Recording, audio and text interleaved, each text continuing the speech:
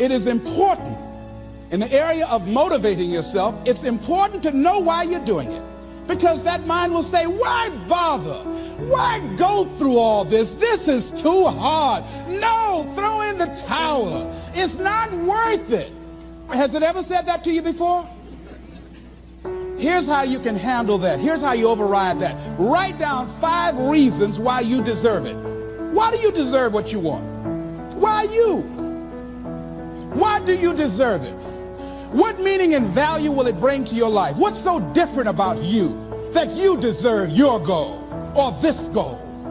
And when you write down those 5 reasons, when you have some down moments, and you're going to have them, when that conversation starts talking to you, and it's going to talk to you, what you will do is you can pull that out and read it, and it will build you up. It will be your rod and your staff to comfort you through some challenging moments, because you're going to have some.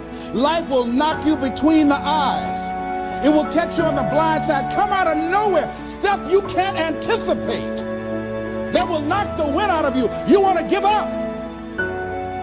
That's why it's important for you to work on yourself, listening to tapes, building yourself up, talking to yourself with power, feeling, and conviction, building yourself up day in and day out, because it's coming. Life will send you some curves you cannot anticipate. The next thing is that whatever you do, you want to develop technical mastery. You want to be the best at what you do. You want to master it. See, part of self-motivation is you've got to find something that gives you a strong sense of competence. Well, you become known for that. You develop a reputation of being good at doing that. You set some high personal standards for yourself. You're not competing with anybody else. You're just unfolding yourself to be the best person that you could be. That you want to give the best quality service that you can give, because that is a statement about who you are. The other thing that's the key to self-motivation is recognize the fact that you're going to get into some slumps. Recognize the fact that you're going to encounter a great deal of failure in life. It goes with the territory. But in the face of that, you want to be relentless. When you want something, you don't expect everybody to say, oh, come on in. Oh, you want this? Oh, great. We want to give this to you. You're such a nice person. You're doing it for your family, aren't you? Great. No, life isn't like that. No, many doors will be closed in your face.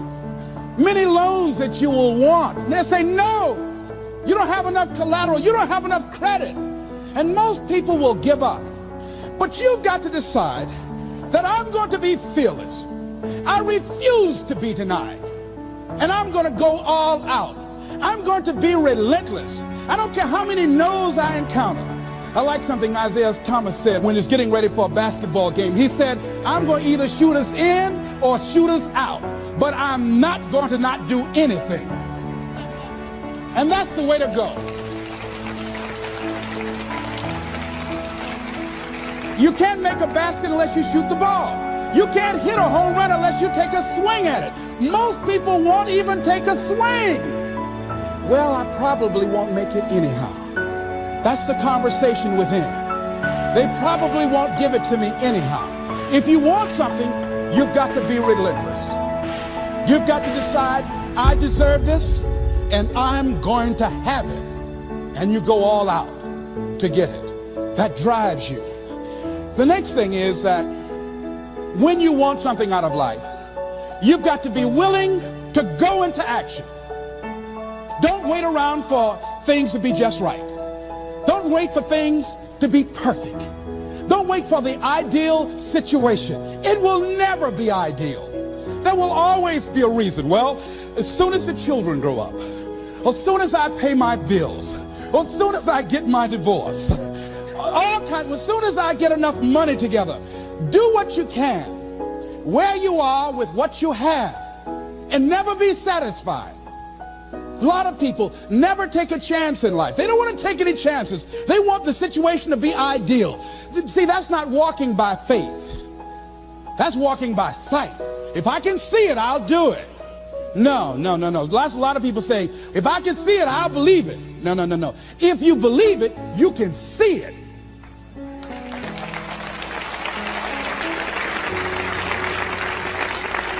And don't be disturbed because no one else can see it. That's not unusual. That is ordinary. But because you want some different kind of results in your life, you've got to be willing to be unreasonable. If you want unreasonable results in your life, you've got to be willing to be unreasonable. Part of being unreasonable, you don't judge according to appearances. Part of being unreasonable, you can see it because you believe it. That's part of being unreasonable. Part of being unreasonable, you're like Paul, who said, you must have the faith to call forth those things that be not as though they were. That's part of being unreasonable. Most people won't do that. Most people say, call me when you get it together. Then I'll support you.